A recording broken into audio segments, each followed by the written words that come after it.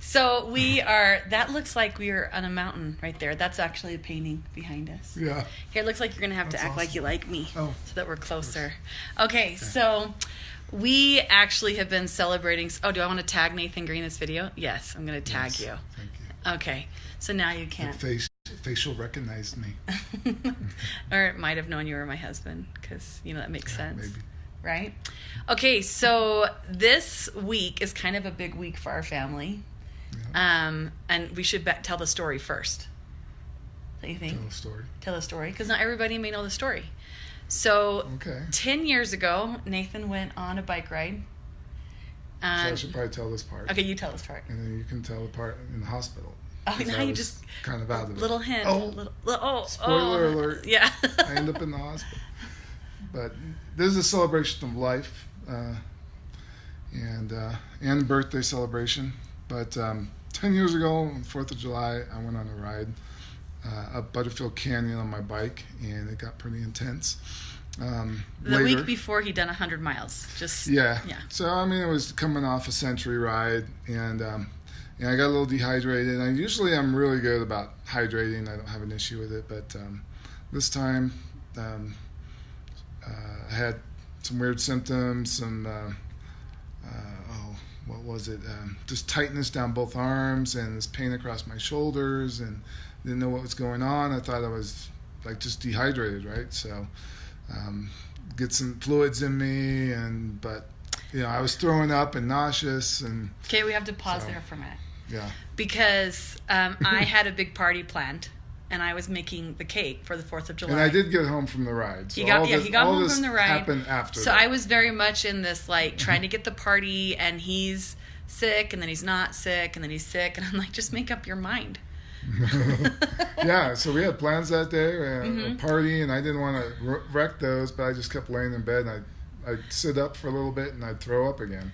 Yeah, and I admit that I probably wasn't as sympathetic as I should have been, because by then I had been pregnant 9 times. So I'd been doing a lot of throwing up in our marriage. So she knew how to be sick really well. Yeah. And I wasn't as experienced. And so I kind of barked at him. Yeah. This is an important part of the story. Kind of barked at him about being sick and not being clear. What's wrong with you? Yeah, and I walked out of the room, and I just kind of had this feeling like, is that really how you want to be, Lita? And I was like, no. So I went back into the room, and I was like, sorry, and that was not nice of me, and, just kind of apologized, and he hugged me, and, it was us against the world again, right? So that's an important part of the story. Yep. And then the fireworks finished that night, and I was like, Lita, I'm not feeling any better. You should better take me to the hospital. So I'm thinking we'll take him to the hospital, because if he... Get some fluids in me. Because, he needs some high-intensity Gatorade kind of thing. So we go to the hospital, and I actually love being... Hey, Jean, how are you? Jean from Australia. Yeah, you remember her? Yep. Anyway, so we go to... we're at the hospital, and I like hospitals because I'm a medical interpreter, or was a medical interpreter for the deaf.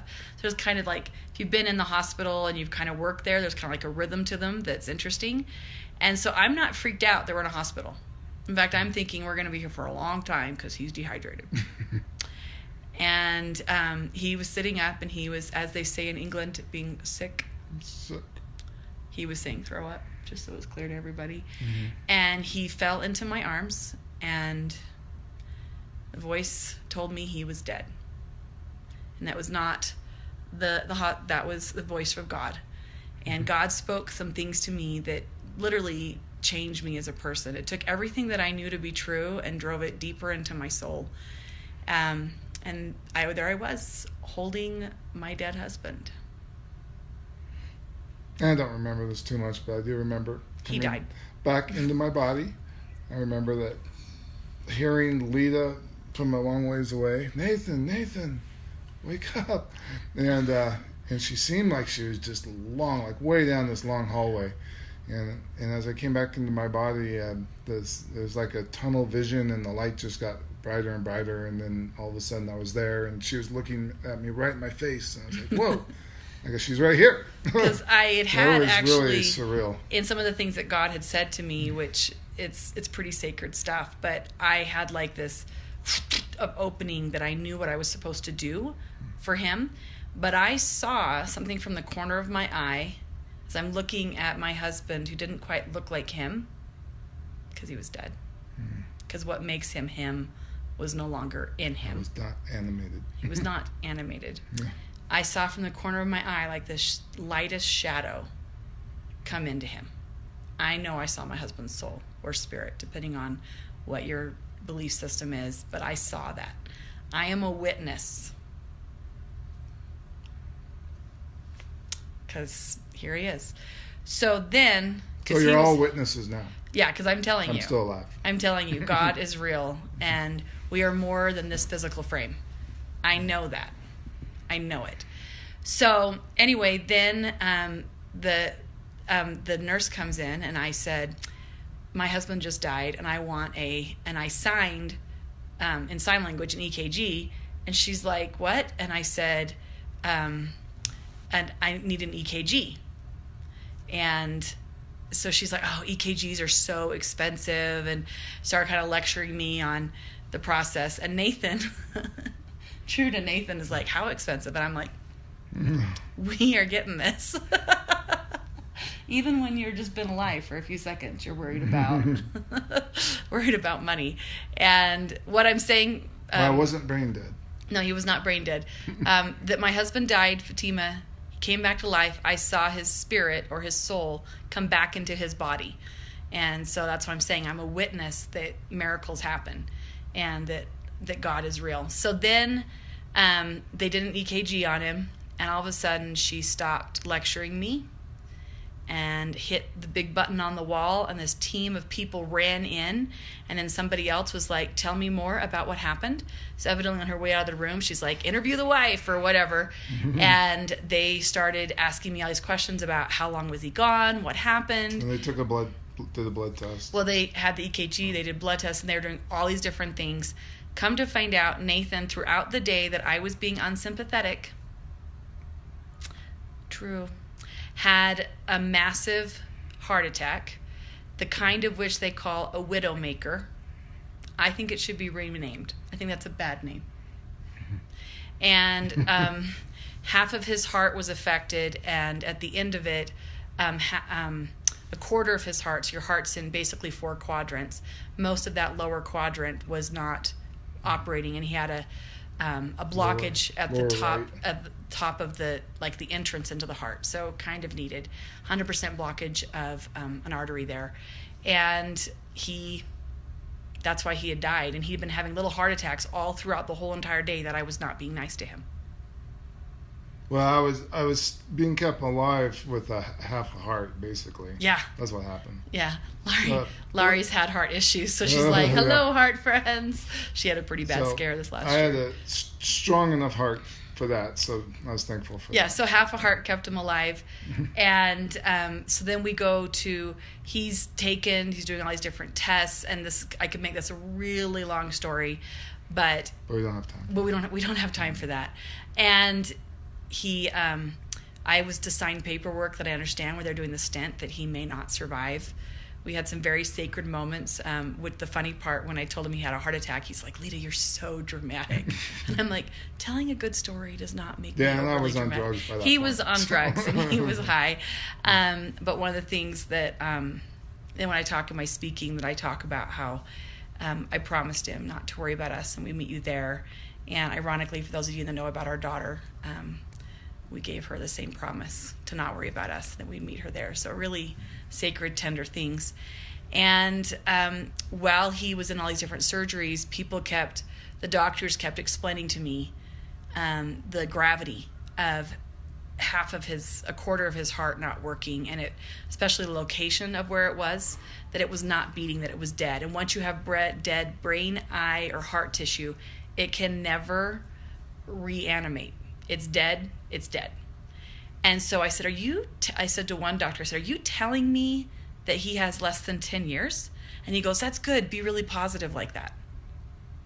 And here we are, 10 years later. Yeah, but telling somebody be really positive your husband has less than 10 years. When I was 34 at the time, Nathan was 35. It was a week before his 36th birthday. Yep. That did not feel really positive because I did the math. I'm pretty bad at math, but I can add 10. So I would be 44 years old, and they were telling me that was a positive outcome, that my husband would not be living to then. And that was also in our 10th year of marriage, so there's a lot of 10, 10, 10. I'm distracted by all the hotness looking at you two. We're on fire. We did just have an overeat dinner. Anyway. We're at Snowbird, by the way. We're at Snowbird. Yeah. So he, about two months later, we're back in. There's lots and lots of tests and studies and medical things that were happening in that. But the ultrasound tech was working on him, and she went really quiet, and I thought... So this is a few weeks later when I went back for an echo checkup. Yeah, thank you for making me more clear. Because I'm not in speaker mode right now. I'm talking to my girlfriend's mode. So this wasn't right after, it was a few weeks after. Yeah. And so in that time, we're literally having to look at the fact that Nathan is going to be dying way too young. He's having conversations with me about what to do with the money and the meager assets that we had. I mean, we weren't that far out of law school, and more debt than anything. He had more debt than anything, really. But we have 2 kids, and I'm pregnant. But I hadn't told him yet because, for me, pregnancy didn't equal baby because I had a lot of miscarriages. And the ultrasound tech, anyway, gets really quiet, and I'm thinking, she's about to give us some really bad news. And so I was doing this little mantra, this is not about you, this is about him, this is about the kids. You got to be strong for them. And having been a medical interpreter, the more doctors you get in the room, that usually means some bad news is coming. And there was a lot of doctors in the room. And they said, you don't have dead heart tissue. You did, but you don't. And Nathan and I grabbed each other's hands. Here, let's reenact it. Here we go. We said, amen. And one doctor went, and the other doctor went, but we are proof that miracles happen.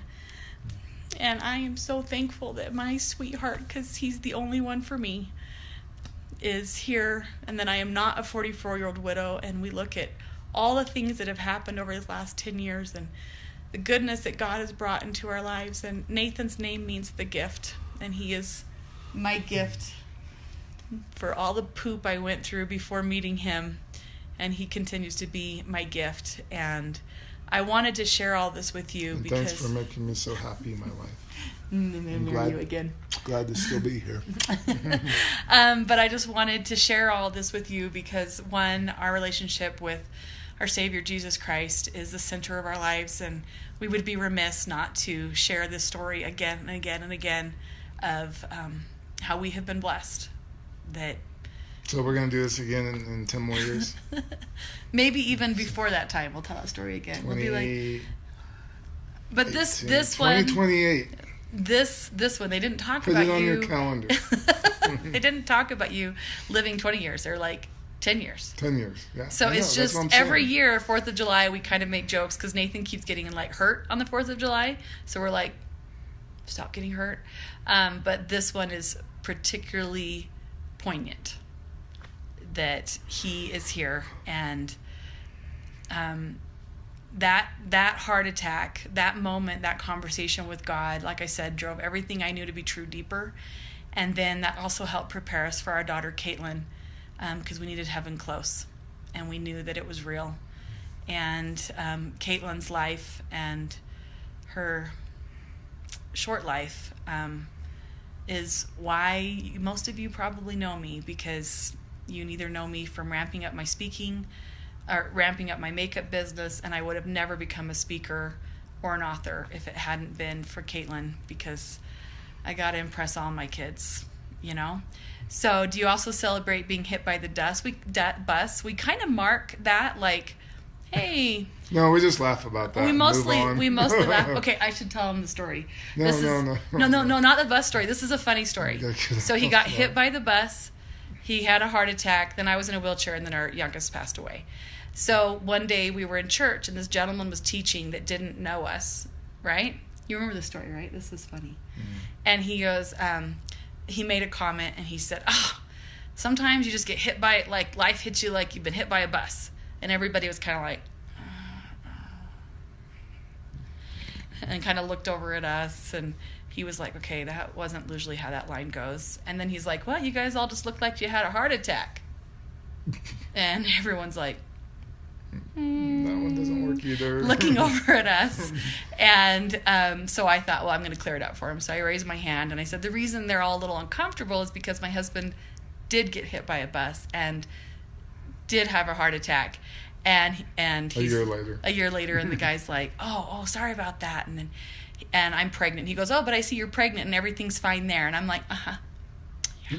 Because we had just said, we're like, we'll just leave it at that, because we had just found out that Caitlin would have issues and he didn't need to see the canes underneath the chair. So pretty funny story of guy putting his foot in his mouth. So we just waited till he left the room before I got up to walk out. But never know, because getting hit by a bus is kind of funny.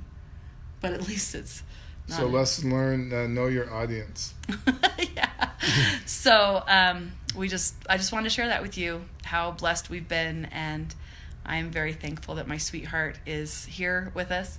We're up here in Snowbird celebrating his birthday early, because I'll be doing a run-through on his actual birthday for my TEDx talk. And he doesn't want to share me anymore, huh? Oh, exercising can be dangerous. That's a theory I lived off of for years, but I'm back to exercising. So, okay, bye, my friends. Bye-bye.